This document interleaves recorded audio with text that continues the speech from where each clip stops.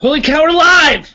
It's the Society Sound Off, our freeform segment of the evening. May sound weird to you guys. We're not talking about one specific film. We got all sorts of stuff to talk about. But it's just what we do. It's a segment more or less for us. We're fun stuff, leftovers, if you will, stuff that we wanted to expand upon or whatever. And our sound off is becoming increasingly popular. I'm Jonathan Betza, by the way, as you can see right here. I'm one of the hosts of the evening for us for this. And let me go through before I introduce those guys, because nobody cares about them that very much anyway. Let's do a little discussion of tonight's evening schedule. So you get a sense of, if we refer to other films we talked about tonight, you get a sense of what it was. So we started at 8 o'clock Eastern, 5 o'clock Pacific with Star Trek Beyond. At 8:30, 5:30, we talked about the Indies Tyrannosaur, which will come into play with my top 5. I'll explain shortly. We just finished a discussion of Cleopatra, which was just about as long as the movie itself. And you can check that out online. And now is our sound off. It's 10 o'clock Eastern, 7 o'clock Pacific. These guys are fading.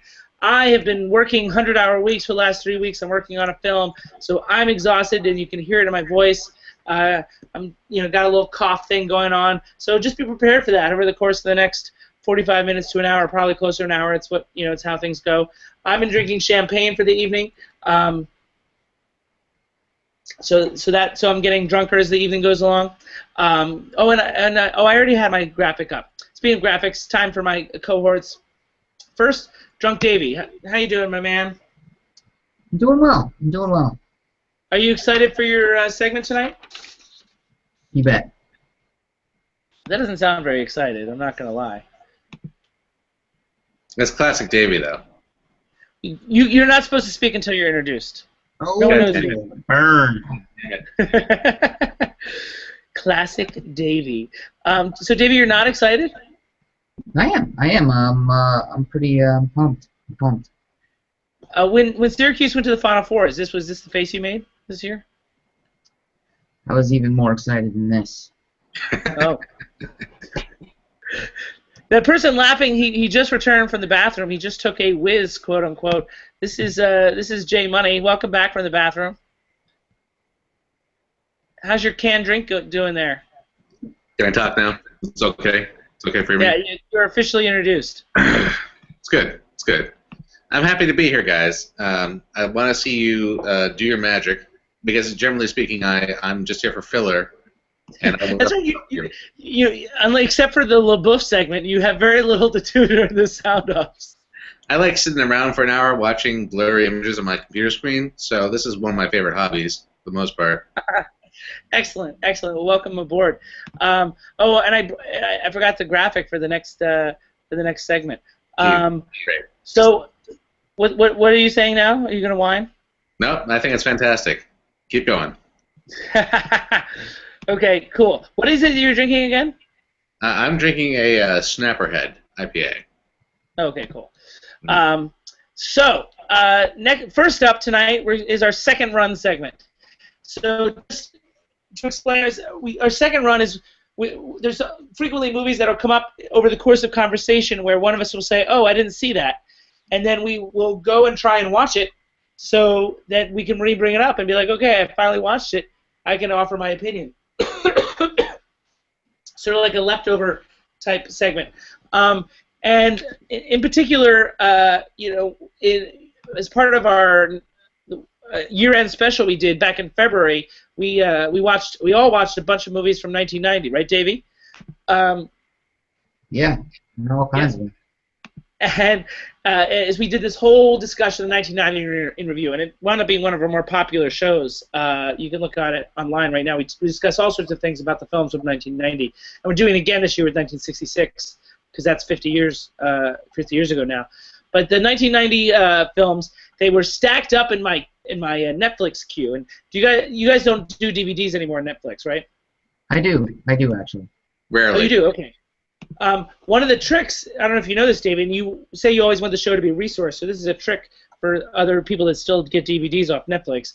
If you put things that are listed as being a long wait, short wait, or very long wait, if you put them at the top of your queue, and it comes along where those things are not available when they're at the top of your queue. Even if you are at your maximum movies allowed, once that movie becomes available, they will send it to you because they skipped over it. So the smart thing to do is put them all at the top of your queue, regardless of whether you want them or not, and you'll get them as bonus. That is really good information. Thank you. Yeah, that's a hot tip. So there you go. So that's what leads to me watching all these 1990 movies again. Is a bunch of them are at the top of my queue because they were at a short wait, and then I get them as a bonus. I'm like, oh well, I didn't get to see it in time for our 1990 discussion, but might as well bring it up with these guys now, right? Yeah. Yeah. Still there, Davey? Are you alive? That's a good. I'm in. Let's do it. See, he's in New York. He's traveling, so he's tired. So I don't know what it is. So anyway, the movie this time is this is a movie that a buddy of mine, when he knew I was doing movies in 1990, he wanted to come over and watch it. I just didn't get the DVD in time because he thinks it's a highly underrated movie. And like I said, it was left over on my Netflix queue. Have either of you guys seen? Oh, wrong. Yep. Second run. Button. You saw that? You saw the second run before? That's not new information to you guys? Damn it, Jim. That was a Star Trek reference. Negative. This movie. Was that a movie Black called Rain? Shock to the System. Shock to the System. No, I have not seen this. Nothing from these guys. No, what is it? It's Michael Caine in a sort of black comedy that is in which he sort of is a average Joe that becomes a psychopath. And so my friend, like I said, really enjoyed the movie. And I for some reason I thought you guys had cable growing up and I did not, so I assumed that you guys would have seen it over the course of the years. And you guys haven't even heard of this, it sounds like. Was it on TBS a lot? It seems like it'd be on TBS. I don't know. Anyway, so my buddy really liked it, and he might be one of the people watching right now. Unfortunately, I did not. This movie is pretty weak to me, and it included one of my biggest pet peeves. Let me see if you guys can guess what is one of my biggest pet peeves in movie storytelling. Voiceover? Oh, Davy Joe! Davy Joe gets it. I'm so proud of you. You listen to me.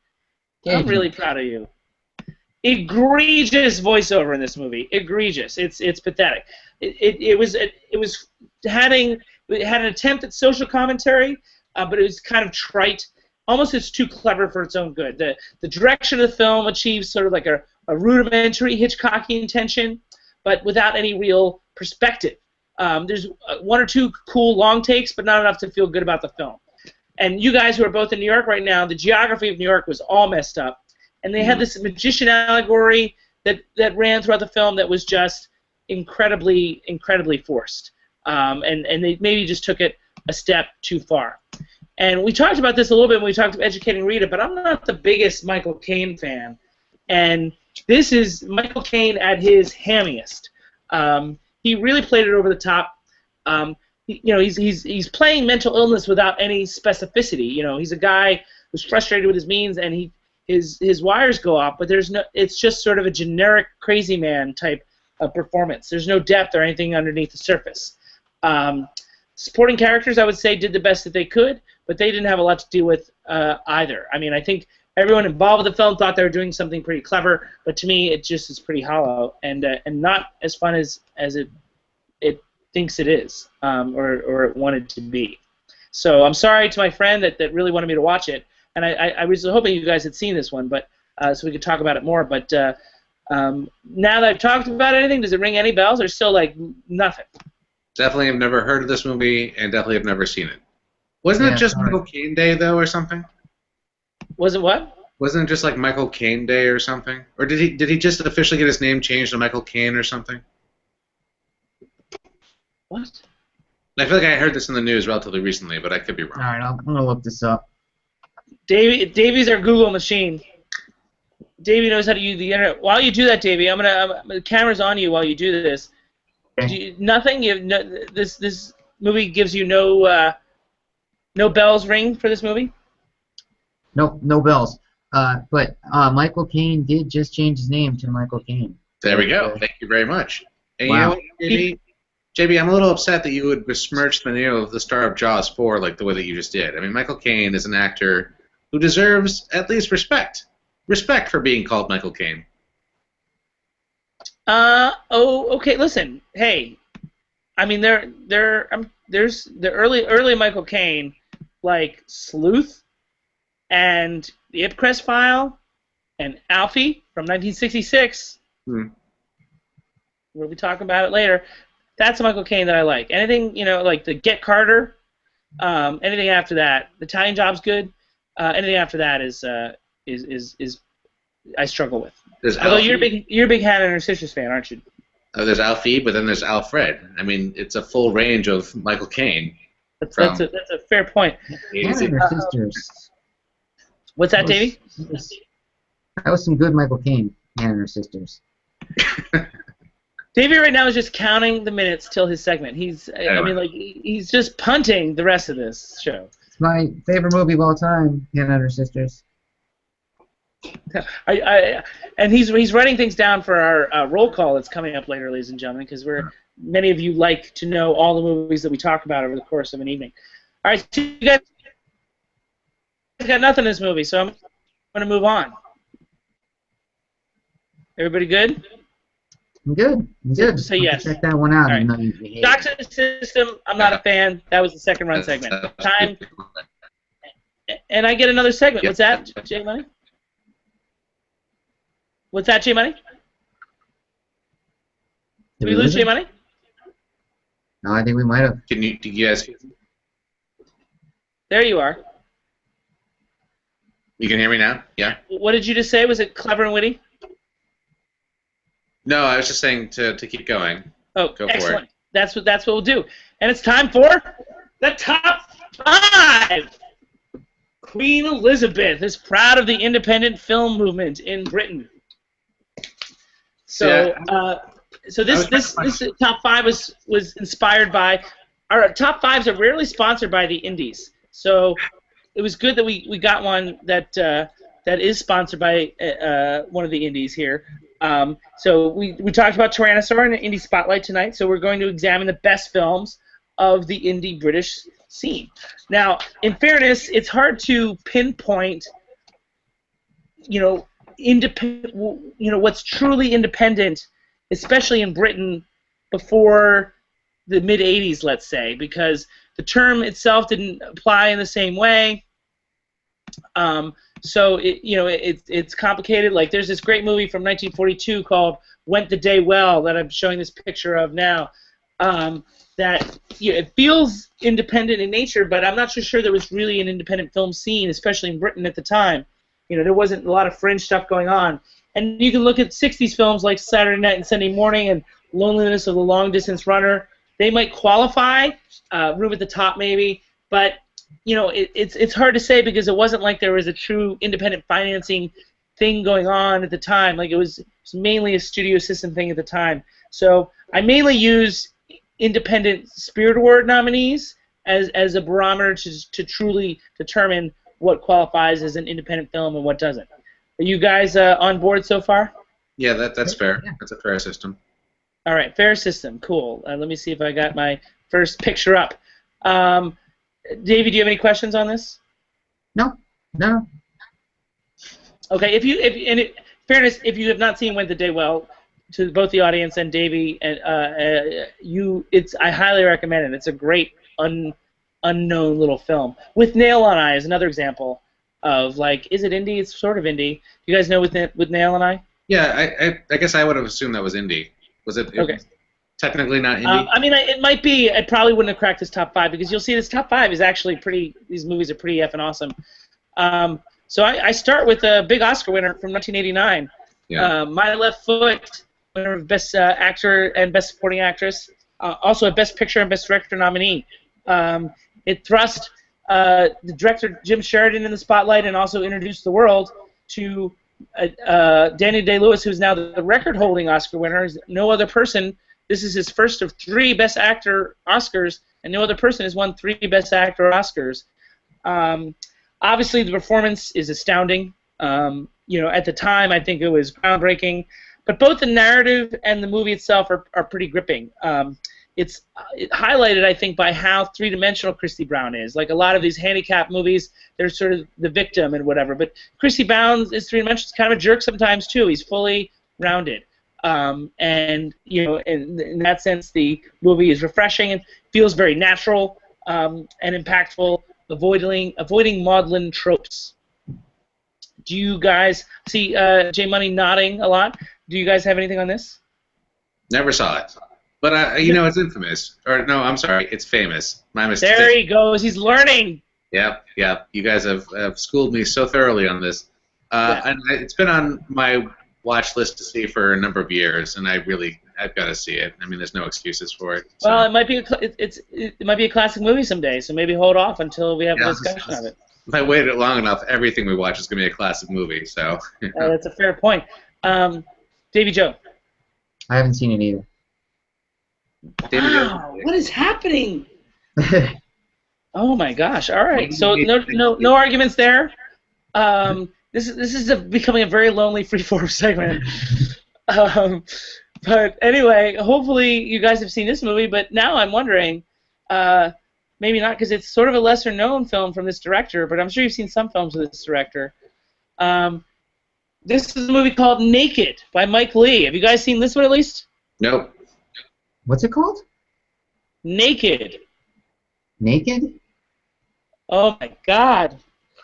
Yeah, this is a big. This did well at Cannes in 1993. This movie, and it's anchored by another astounding, groundbreaking performance by a British actor. In this case, David Thewlis, who I'm sure you guys have seen other things. You guys have seen other Mike Leigh films, right?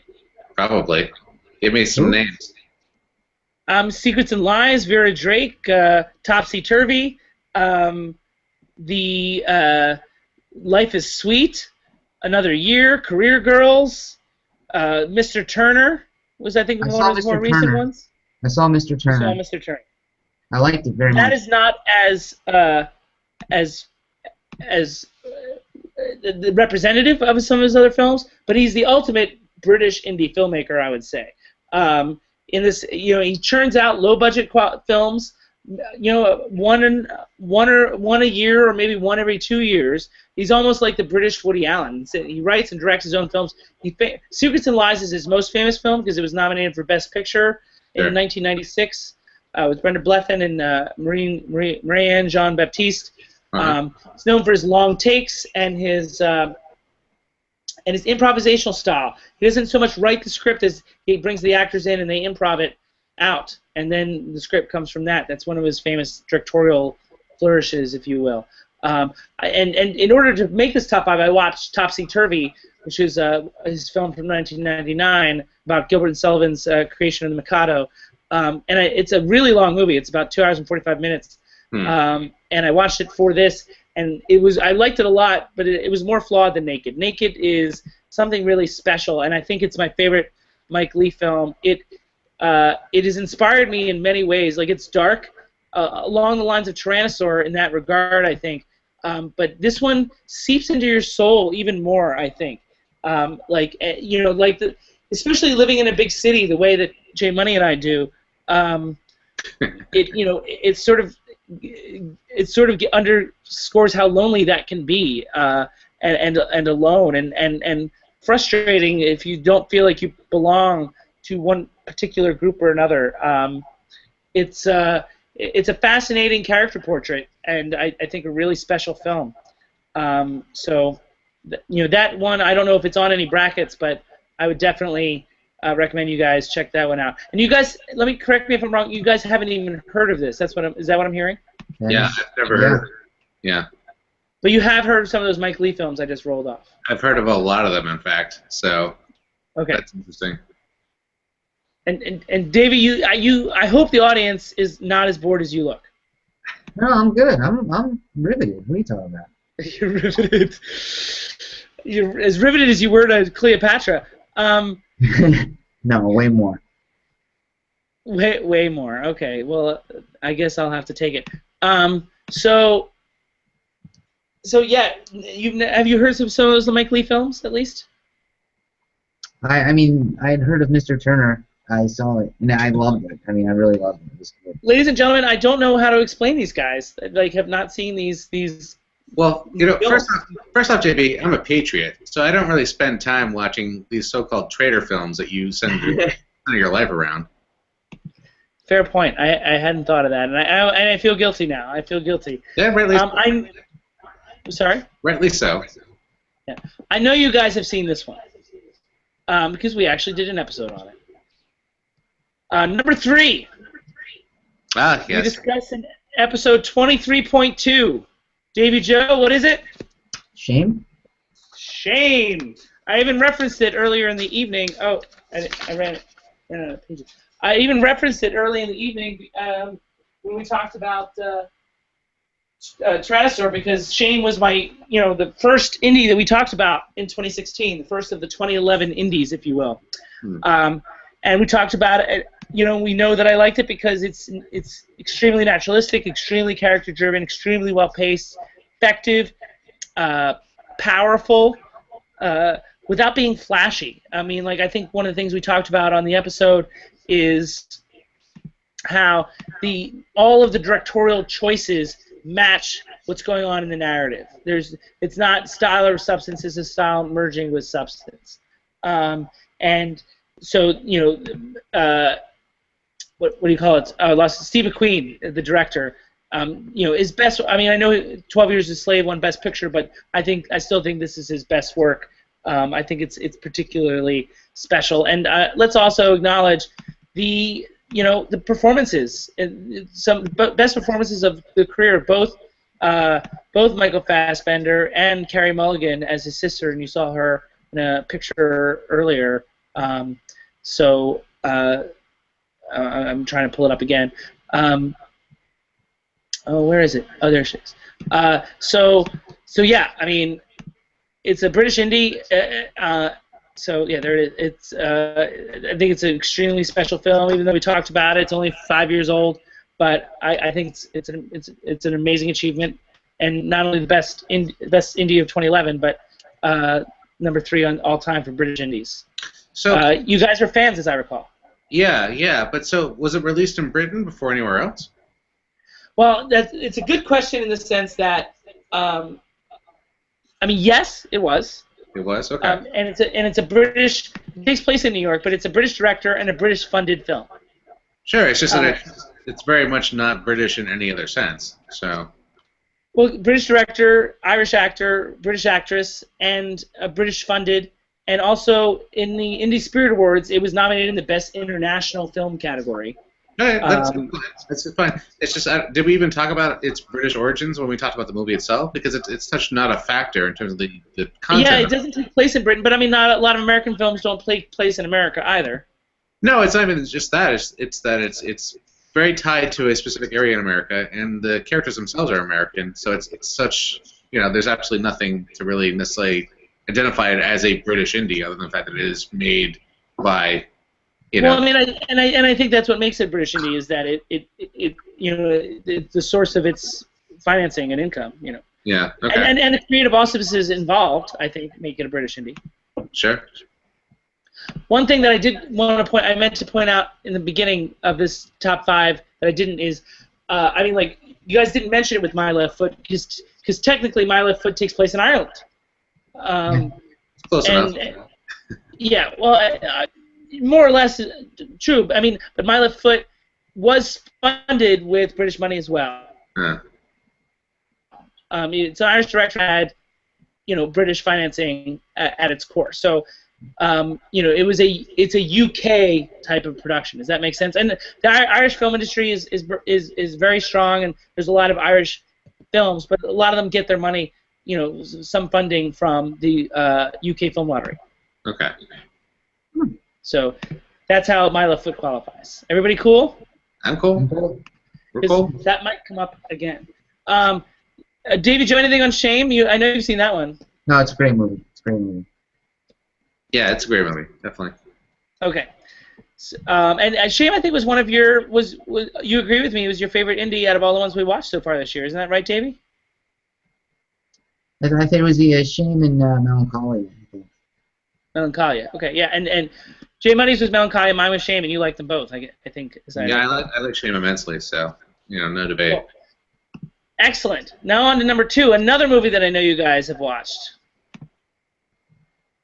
It's one of my top 50 films of all time. There we go. There we go. Trainspotting, number 2. Davey, I can't believe you have no reaction. The audience can't see how bored your face looks right now. I feel like I need to inject you with Mountain Dew or something. I think I was in high school when I saw this. I should really watch it again. No, you were not. Seen this since? You were not in high school when you saw it because it came out when we were in college. All right, is that what year did it come out? 96. It came out at the end of '96, so after our freshman year. It's like September '96, so right around I was turning 40 at the time. All right, well then I guess I was a freshman in college. I saw it. Just rub it in, why don't you? So yeah, Trainspotting. Trainspotting is obviously famous movie. It's iconic. I also famously screened it in New York. I think were you there for that screening, Jay Money? Oh, I might have been. Was I? The Trainspotting in December of 2015. January 2015. It's possible I was. It's possible I was. I've seen it a couple times in the last 2 years, so I'm trying to remember how they separate. Yeah, it very famously defeated Unforgiven in one of the closest votes in history. People in the 90s bracket. But people in the classic screenings hate Unforgiven in a way that I can't really explain. So. Yeah, but I mean, do you disagree? You feel like Unforgiven's stronger? No, honestly, that'd be a really hard pick. I don't know which way I would split if I really had It was a great vote. I really enjoyed that night. But this is another film that I think perfectly meshes style and substance. Like we talked about that with Shame, and I think there's a lot of cinematic flourishes, but it's so motivated by everything going on in the narrative. It uses almost every film trick in the book to advance the story, to show off your directing skills. I mean, and I also think it's anchored by another great. All these films have something in common, and a great leading male performance at the center of it. Performance in this movie is kind of underrated and forgotten about. I actually think it's one of the best performances of the '90s.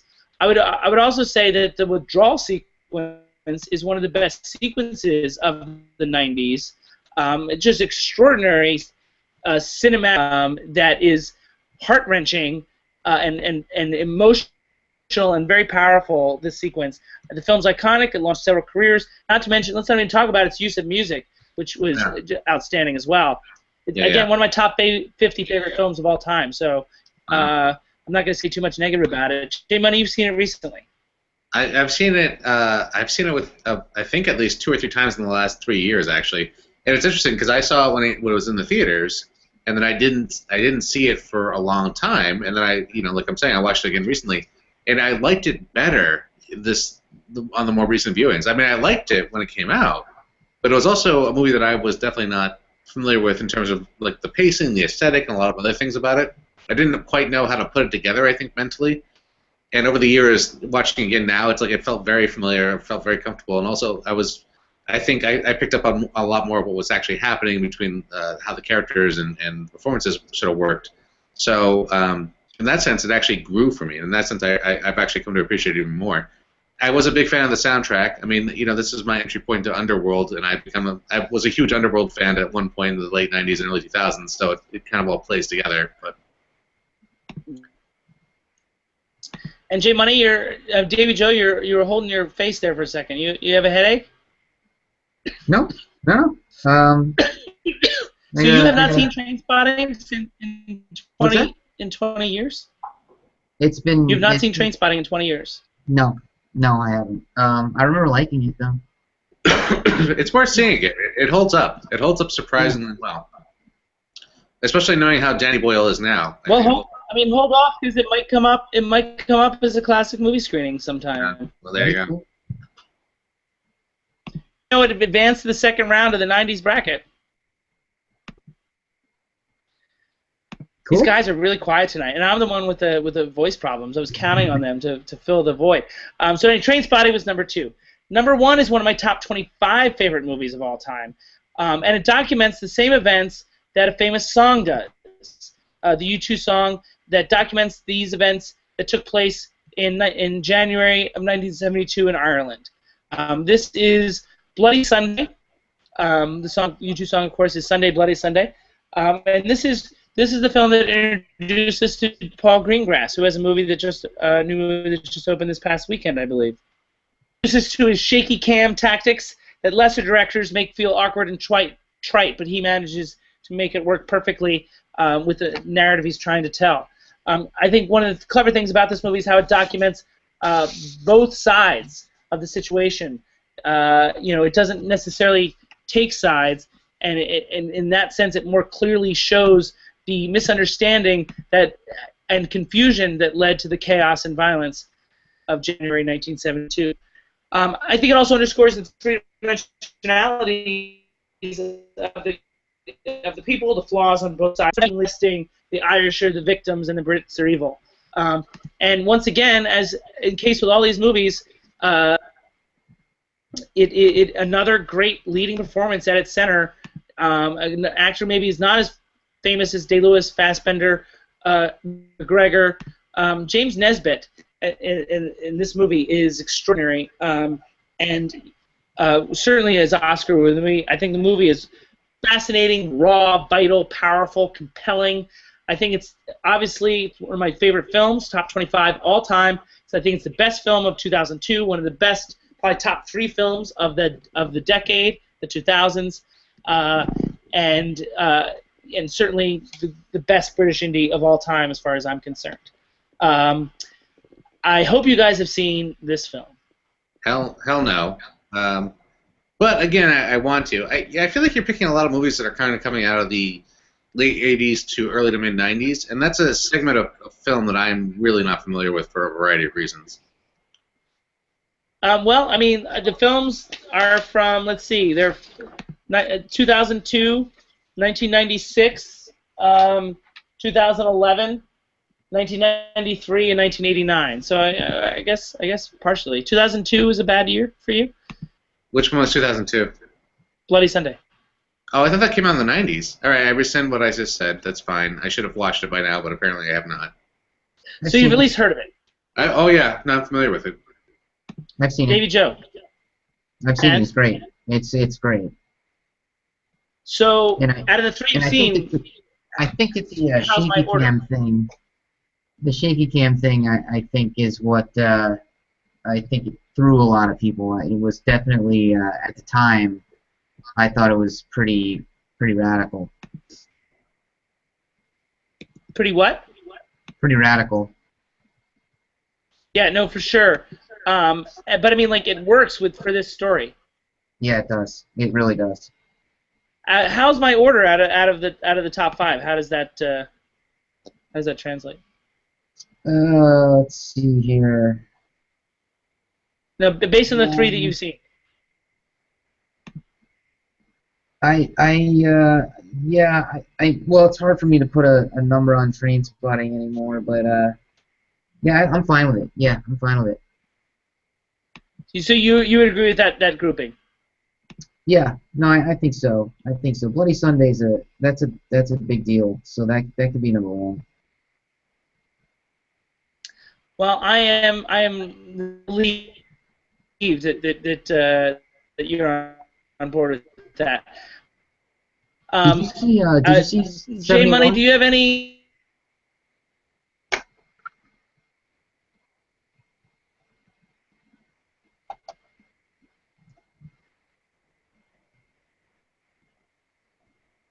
Dead air, J Money.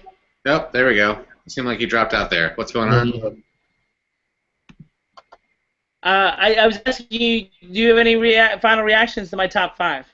You know, every man is entitled to his own opinions, JB, and I'm sure that you've thought about yours very thoroughly and researched as much as possible. But? What are we missing out? There was no Benny Hill in your top 5, and I feel like that's a tragedy, just in terms of humanity. Does that count? They're not feature films? Does that count? Are there no feature films from Benny Hill? There's not a one Benny Hill feature film? And Benny Hill counts as a British indie? Yeah, look, Benny Hill counts as a British genius. I mean, he was an independent spirit. So in that sense, he is the king of the indies. So what do you think is missing from this list? Honestly, I don't know. I mean, I don't know any British indies off the top of my head. I know Shame and Trainspotting. I think were the two that I pretty much understand. I personally experienced. Shame would beat Trainspotting for me. I both like both movies a lot, so whatever. So you don't think I'm as much of an idiot as you insinuated with your statement a few minutes ago? What about not including Benny Hill? Yeah, no, that was not no. JB, did you see 71?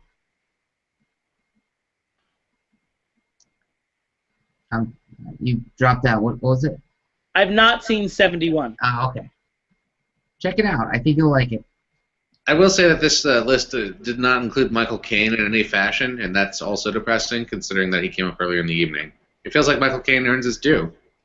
Again, where was Jaws? One person who almost came up, who was an also ran, was this movie called The Magdalene Sisters, which was directed by Peter Mullen, the star of Tyrannosaur. All right. I did see your screen caps from that, and it looks like an amazing porno, and I should probably watch it at some point. It's a great movie. I own The Magdalene Sisters, actually, 2004. Must have a very sticky cover. I can only Oh, my gosh. Look at the... See? Davy Joe's worried about lawsuits. Davy Joe, I wanted to get your segment by 7:37 Pacific, but it's almost there. It's very close. Are you ready? Yeah, let's do it. I have no idea what's about to transpire. All I know is Davy's about to dig in. So, Davy digs in, and this is Davy just going off. Davy, floor's yours. It's just a bunch of So JB's been stressing making the show a resource, giving people information that they can use. People like to get recommendations on films, so I try and talk about some new stuff that I've seen, stuff that I think that people might like. Since it's been a long time since we had another episode of this, there's a million movies that I've seen, but I'm just gonna narrow it down. First, I want to just really quickly talk about. There are 3 horror movies I've seen recently. I saw The Shallows, Neon Demon, and Lights Out. All these movies kind of fall into the whole horror renaissance thing that I've been kind of talking about. I think horror movies have gotten a lot better in recent years. These movies, all 3 of them, worth checking out. You're only going to see one of them, probably the Neon Demon. But Lights Out and The Shallows are also pretty fun. But the thing I really want to talk about is I've seen a couple of documentaries. I saw The Witness. Check that one out. That's about Kitty Genovese, who was murdered in Queens. It was a very famous murder. Supposedly 30 people witnessed it, and nobody called the police. Apparently, that is not the case. That is not exactly what happened. And it kind of follows her brother and his investigation of this. And his, at one point he actually meets with the son of the murderer, and it's just riveting film and really kind of heart-wrenching at times. So I definitely check that out. And I saw De Palma, which is it's Noah Baumbach directed, and it's just kind of a camera on Brian De Palma, and he just talks, and they cut in scenes from the movies that he made and movies that influenced him. And it's just a great movie, and it really kind of psychs you up to see a lot of Brian De Palma films. I saw that at the Metrograph in New York City, and afterwards they did a screening of the original 1932 Scarface, which was awesome. I don't know, JB, if you've seen that one, but that maybe that could be a classic someday that we do. But anyway, yeah, I wanted to save a little time so that you could tell us about what it is you're doing, JB. Nope, JB's gone. Can I say that I heard a whole interview about Witness, and it sounds really fascinating in and of itself. Yeah, I think I think it's at IFC. IFC now? Yeah. Yeah, I think so. The New Yorker Radio Hour there's a podcast called the New Yorker Radio Hour, which is basically the New Yorker putting out content in a podcast form. But they have an interview that came out, I think, at least 2 weeks ago with the creators of Witness, and also I think they talked a little bit to Katie Genovese about it. And it's a fascinating story. It's fascinating because of the of the infamy of the well, I think infamy actually counts in this situation of the story itself.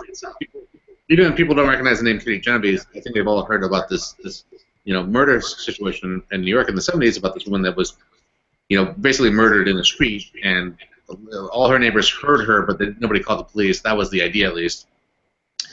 And the way that basically the story unfolds is how the Times itself reports on it, and sort of how that reporting changes New York ultimately, for the better ultimately. So it's a really fascinating, I think, multi-layered story that I'm really intrigued about.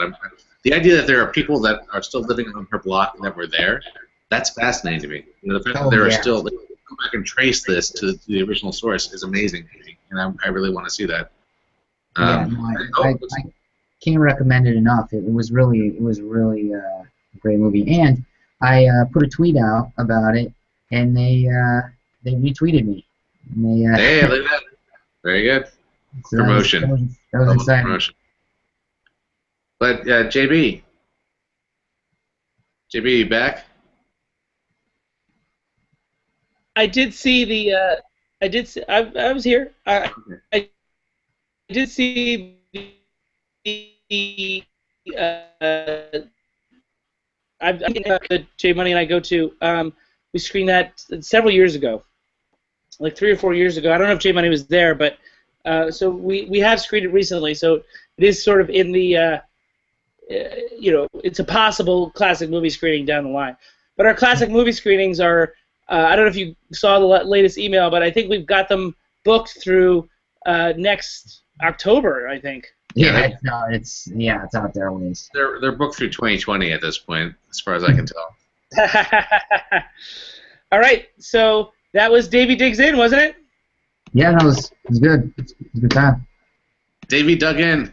Davey dug, and Davey's about to do some more talking, I think. Okay. For our strangely popular segment. It's strangely popular. Well, I'm a little surprised that people like this. This is wow. We got viewers. No, I don't mean Davey Digs In. I'm talking about the next segment coming up. No, either way, it's a backhanded compliment. I mean, pretty impressive. It's not. It has nothing to do with Davey at all. Okay. I'm saying it's strangely popular because it's we're about to list a bunch of movies, but people, you the viewers wanted to get recaps of what all we discussed over the course of the evening. So it's time for the societal roll call. Yeah, look at that. You very carefully hid Davey's picture at the top of this one because you know how sensitive he is about his image. So anyway, I like my use of hands in this one. So yeah. So this is when Davey basically, all night he's been writing down everything that we may have discussed, any sort of movie that we talked about in passing or discussed in more detail. He's written them all down, and he's going to talk to you about it this evening. In that way, this is where you get your pens and pencils and paper and all that stuff, and you make notes. So this is like the what is he called? The vocabulary is the minutes. What are we trying to resource element? Call it off, Davey Joe. All right, so Fast and the Furious movies. But you have to say why they were brought up. Yeah, I'm doing it. uh, directed by Justin Lin. Hyde Park on the Hudson. Why the hell did we talk about that? Olivia Colman's in it, who's also in Tyrannosaur. Oh, that's right. Okay. Also, the male lead in Tyrannosaur was in War Horse and Children of Men. Is that right? Yeah. And Trainspotting.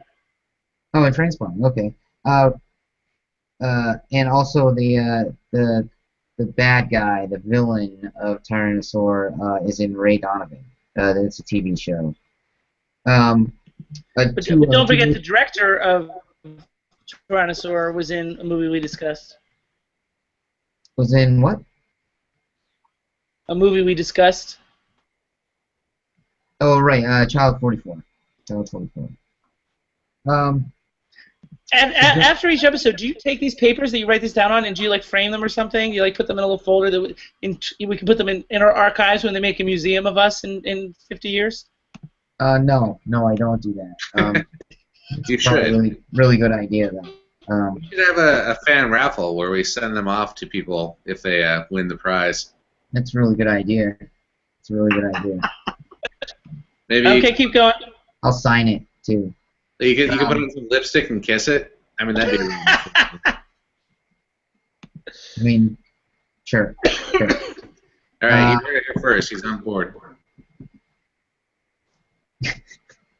All right. Anywho, so Joe Mankiewicz, he won Oscars for both All About Eve and A Letter to Three Wives.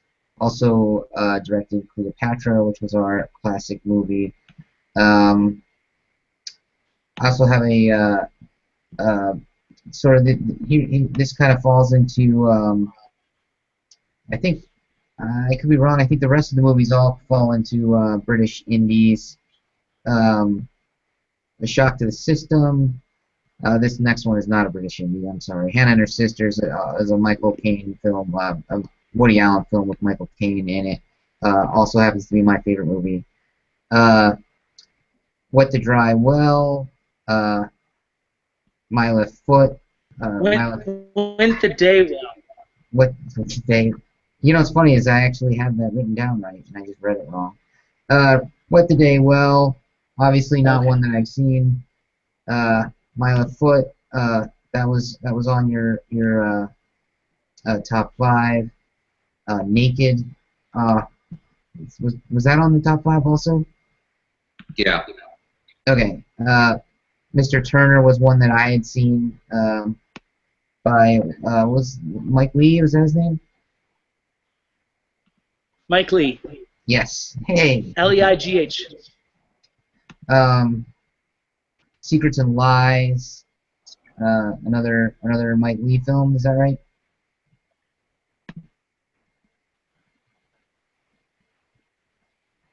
Yeah, I believe it is. Yeah. All right. Shame was also on your top 5. 1996. You were breaking up there. What was that, JD?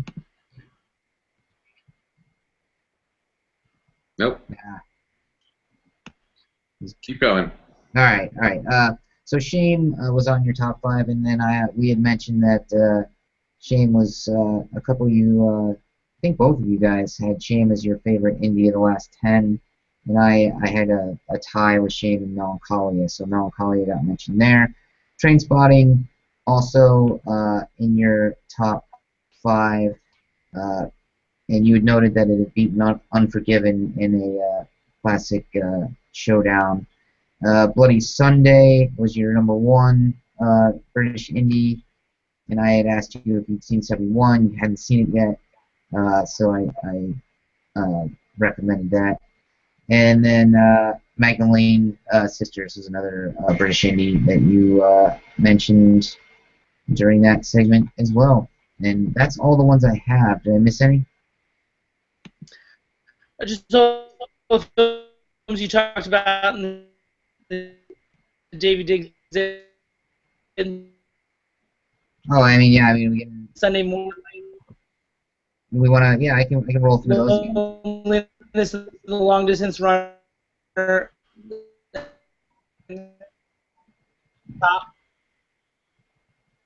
you? What's that? We're not hearing anything you're saying right now. Try again.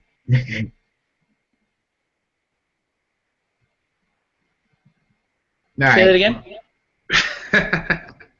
Oh my god. Yeah, you cut out. Try. Can you say that again?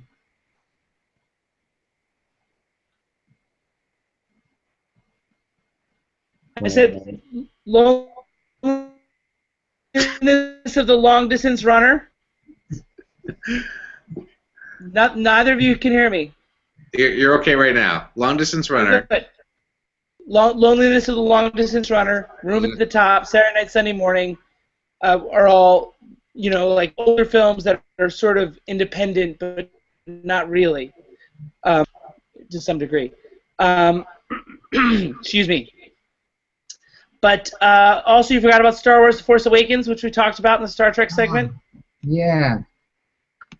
And we also talked about Star Trek: The Wrath of Khan, Star Trek II, and Star Trek IV: The Voyage Home came up as well. Did it? Because that's a great movie. Great movie. I like The Voyage I liked Home. it. Great. Whales. Right? Save the whales! Save the whales. Who doesn't like saving the whales? I feel like there's more, but I as you were going through, I was like, oh, he didn't mention that one, he didn't mention that one. But I can't remember them now. Well, we got to give the people a reason to watch the show, right? But okay, so that's the roll call, yeah? Yes. Yeah. I feel pretty good about it. All right, so that's the roll call. Thank you very much, Davey. You did a fabulous. Nice. How you feeling? Davey, how do you feel about the evening overall? Me? Yeah. I feel like what people could hear, they'll enjoy. Okay. And J Money, how do you feel? Yeah, I think we totally nailed it. Again, we are hammers. We are hammers in pop culture, and we are just nailing it every time. I did feel like, I'm definitely feeling low energy compared to usual. I didn't reflect on the broadcast as much. And I definitely feel like this was one of our worst sound-offs, I think. Is that possible? I don't know. No, I thought the sound off was good. I thought it flowed. You like the sound-off? Okay. I think I really liked the Cleopatra discussion. I think that was the most interesting of the evening. Yeah, that was pretty good. I just wasn't as prepared as I usually am for I just haven't together. I think it's kind of amazing what we did given the time allotted. I would say that much. I think we covered our bases pretty well here. So. Okay. Well, let's talk about next time, shall we? Next time is Thursday, August 18th. And so I'm wrapping this feature on August 14th and flying to New York on August 16th. So it'll be another compressed time period for me. My goal is I think I'm going to try and see Florence Foster Jenkins on. He's gone. Yeah, it's like August. Pretty funny. The day before August 7th. It'll be crazy town. What'd you guys say? We pretty much thing inaudible. None of that came through. I'm hoping the audience at least heard it. How am I doing now? That sounds good. Okay. Florence Foster Jenkins, up for discussion. That's going to be Thursday, August 18th at 8 o'clock Eastern, 5 o'clock Pacific. It's very possible I will be in New York at the time. Davey Joe, when do you leave New York? I don't know. It's open-ended, so maybe I'll be here. Oh, it'll be the first time all three of us would be in the same city in 3 years. Yep. Crazy. Like that. Or no, not 3 years, 10 years. 10 years. Yeah, 10. Good so point. That'll be crazy. That's very fun. So we're going to have a new indie spotlight, a new classic movie. Right now we're going to hang up with you all, and these guys are going to tell me what top 5 they want me to do, and I'll start working on that. So that's coming up in about 16 days. In the meantime, keep watching all of our other episodes. There's tons of videos to watch, and we referred to some of them over the course of the evening. Thanks very much, and this meeting of the No Name Cinema Society is adjourned.